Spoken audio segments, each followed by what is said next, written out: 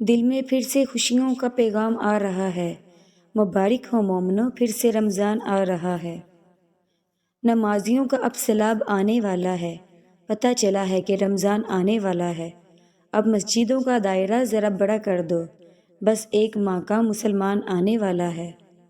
بے زبانوں کو جب وہ زبان دیتا ہے، پڑھنے کو پھر وہ قرآن دیتا ہے، بخشنے پہ آئے جب امت کے گناہوں کو، تحفے میں گناہ گاروں کو رمضان دیتا ہے۔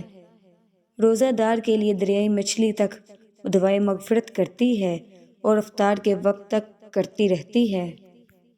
رسول صلی اللہ علیہ وسلم نے فرمایا، روزے صرف کھانا پینا چھوڑنے کا نام نہیں، بلکہ روزہ تو ہر لغو جنسی خواہشات پر مبنی حرکات، ہر بے فائدہ اور بیہودہ کلام سے بچنے کا نام ہے۔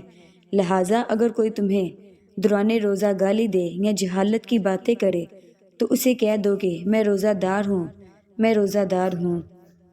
مانگ لو گر گرا کر خدا سے، ابھی مغفرت سستی ہے، کہتے ہیں کہ رمضان میں رب کی رحمت برستی ہے۔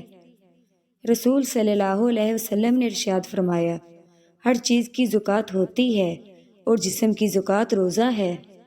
پھول تو بہت ہیں مگر گلاب کی بات ہی اور ہے، مہینے تو بہت ہیں مگر ماہ رمضان کی بات ہی اور ہے۔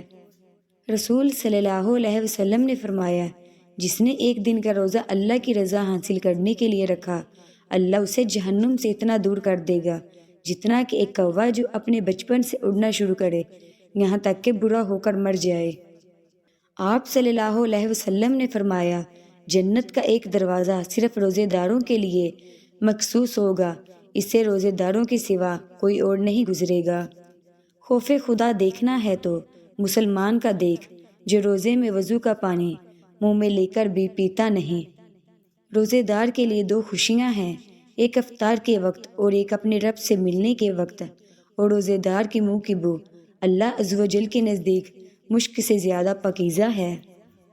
کوئی ادھوری نہ رہے دعا کسی کی، سب کے لیے ایسا مبارک رمضان ہو۔ Thanks for watching.